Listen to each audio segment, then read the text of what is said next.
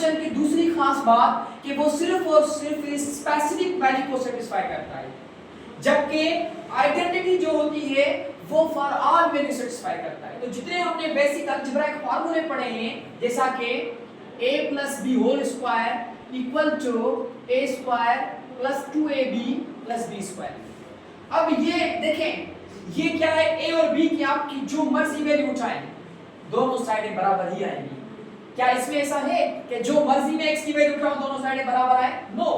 हालांकि इधर भी इक्वल की साइन, इधर भी इक्वल की साइन, तो ये जरूरी नहीं कि इक्वेशन है तो yes we can say that is equation, लेकिन अब ये अलजेब्राइक आइडेंटिटी है, क्योंकि ये दोनों साइडें सेटिस्फाई होगी अगर आप a और b की जो वैल्यू मर्जी ले, दोनों साइड इक्वल आएंगी। मिसाल इधर 2 ले, इधर 3 ले, इधर भी 2 3 लेके दोनों साइड्स इक्वल। आपकी मर्जी इधर -2 ले, -4 ले, दोनों तरफ रखें, still both side will be equal.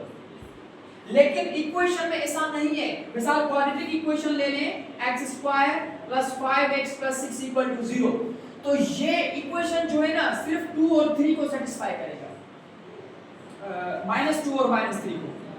माने -2 रखेंगे तो ये साइड 0 हो जाएगी, -3 रखेंगे तो ये साइड 0 हो जाएगी।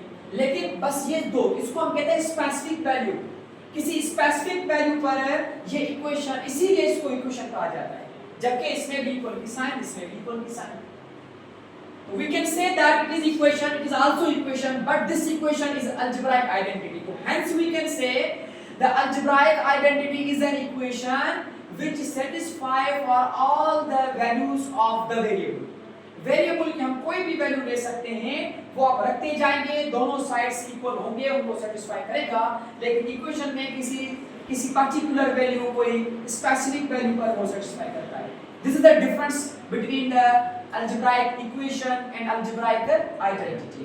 And however we can say that this algebraic equation and algebraic identity are both can be called algebraic sentence, और दोनों को हम algebraic sentence भी कहते हैं, क्योंकि algebraic sentence के लिए जरूरी है कि इनमें से कोई भी निशान